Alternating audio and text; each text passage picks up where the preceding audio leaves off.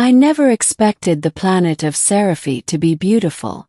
Years of living among dust-choked moons and war-torn colonies had taught me that nothing could surprise a human anymore. Yet, as our shuttle descended into the iridescent skies of Seraphae, I felt an unfamiliar sense of awe. The landscape shimmered in hues I had no names for. Trees that glowed faintly, rivers that sparkled like liquid crystal, and clouds that hung low, almost brushing the terrain. But it wasn't the scenery that would haunt me, it was her. The first time I saw her, she appeared almost by accident. I had disembarked from the shuttle and was surveying the alien outpost, when she stepped into view. Her skin shimmered a delicate shade of cerulean, patterned with faint, opalescent markings that glimmered as she moved. Her eyes. They were enormous, luminous, and filled with a depth that seemed to read straight into my thoughts. I froze, unsure whether to approach or retreat. She was smiling, and that smile, so gentle, so knowing, was unlike anything I had ever seen. "Human," she said softly, her voice musical, carrying notes that seemed to resonate within my chest. "You've come far." I swallowed hard, words failing me. Most interactions with Seraphae's inhabitants had been tense, if not hostile. Diplomacy here was fragile. And yet she approached, her movements fluid, almost floating above the ground. I noticed that, unlike the other aliens in the colony, she wore no armor or weaponry. It was as if her presence alone demanded respect. I am Draven," I managed to say, my voice hoarse. "I'm here on behalf of the United Colonies." She tilted her head, a curious gesture, and then laughed softly, a sound so light and airy it reminded me of wind chimes. "Draven," she repeated. Such a strong name for such a fragile thing. I blinked, startled. "Fragile?" Her smile widened. "Yes, fragile yet enduring, brave yet timid. Humans are all contradictions." I laughed nervously. That wasn't what I expected. I had faced alien warlords, smugglers, and interstellar mercenaries, but never an encounter like this. The colony commander had warned me to be cautious. She was of the Rhythen, a rare subspecies of Seraphae's most enigmatic inhabitants. Few humans had ever encountered one, and even fewer survived unscathed. Yet she stepped closer, the distance between us shrinking until the air itself seemed to hum. "Do you know why I smiled at you?" she asked, her voice barely above a whisper. I shook my head. I don't. "Because," she said, and I felt the weight of every word, "you are exactly as I imagined. And yet, entirely unexpected." My heart raced. I had not expected a conversation, certainly not one that would unsettle me so completely. I tried to respond, but the words tangled in my throat. I had trained for diplomacy, for negotiation, for conflict, but not for this. Not for an encounter that felt so intimate it defied reason. She circled me slowly, eyes taking in every detail. Her gaze was gentle but penetrating, as if assessing not just my appearance, but the entirety of my being. "You carry the scent of worlds you have never visited," she murmured, and I shivered. "Your mind dances between chaos and order. You are fascinating." I swallowed. "I thank you." She chuckled again, low and melodic. "I smile at you because I see something in you that few humans or aliens ever do. Courage, curiosity, keenness, and perhaps something else. Something rare." I felt heat rise to my face.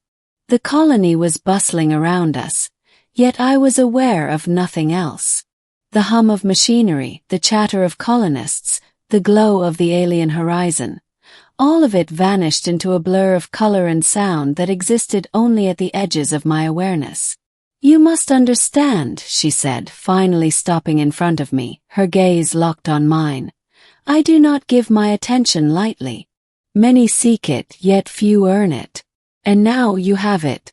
You are unusual. I swallowed again, trying to regain my composure. I thank you. I don't know what to say. She laughed softly, shaking her head. You need not say anything. Your presence speaks enough. There was an intimacy in her words, a connection I had never experienced. My training, my skepticism, my careful emotional armor, all of it seemed to crumble in the presence of her smile. And then, as if compelled by some invisible force, I took a step closer. I began, my voice trembling. I faced things I thought impossible. But nothing prepared me for this, you. Her smile deepened, and her eyes sparkled like starlight. Then you are brave indeed, Draven. For admitting vulnerability is far harder than facing armies or storms. I exhaled sharply, the tension in my chest releasing slightly. I don't know if I understand all of this, any of this, but I want to. Her expression softened. And that is why you are here. Not merely as a human emissary, but as someone who seeks to see the truth, to connect, to understand. I nodded, feeling an unspoken bond forming. I had crossed galaxies, survived encounters that would have ended lesser beings. And yet, none of that mattered in comparison to this moment. The connection between us felt like gravity, invisible but undeniable. Tell me, she said, her voice a whisper that caressed my ears. What is it like to be human? To carry the weight of worlds, and yet the fragility of life. I swallowed hard. It is terrifying and exhilarating, beautiful and horrible, often at the same time. We struggle, we fight, fail, but somehow we endure. She tilted her head, as if considering my words. Endurance. Yes, that is the essence. Perhaps that is why I smiled at you. I sensed endurance, even in the smallest gesture. I felt a warmth spreading through me, a realization that this encounter was more than a diplomatic exchange. It was something primal, a recognition of another being that transcended species, language, and logic. Draven, she said, her hand brushing lightly against mine. Do you know what I see when I look at you? I shook my head, words failing again. I see possibility, see hope, see connection. You are a bridge between worlds, between species, between hearts. And that is extraordinary. Her words were like a tide, pulling me under, washing away years of cynicism and fear. I felt my breath catch, not from exertion, but from the sheer intensity of being seen, truly seen, by someone so impossibly alien. I don't know what to say, I whispered, though my chest tightened, my heartbeat loud in my ears. Then say nothing, she replied, smiling. Let your presence be enough. Let your humanity speak for you. And it did. Somehow, in the silence between us, I felt 1,000 conversations take place. In her eyes I saw understanding. In her smile I felt acceptance. And in her proximity, I realized something I had never dared to hope for. Connection, pure and undeniable, could exist even across galaxies. Time seemed to bend around us. Minutes stretched, yet the world outside our orbit continued. Shuttles landed, colonists moved, machinery hummed.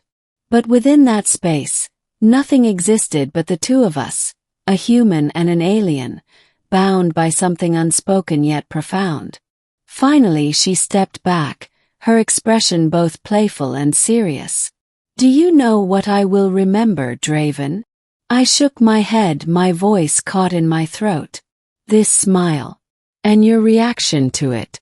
That is enough to carry across centuries, across worlds. I laughed softly, breathless. I think I'll remember it too. Always. She nodded, her smile lingering, radiant and tender.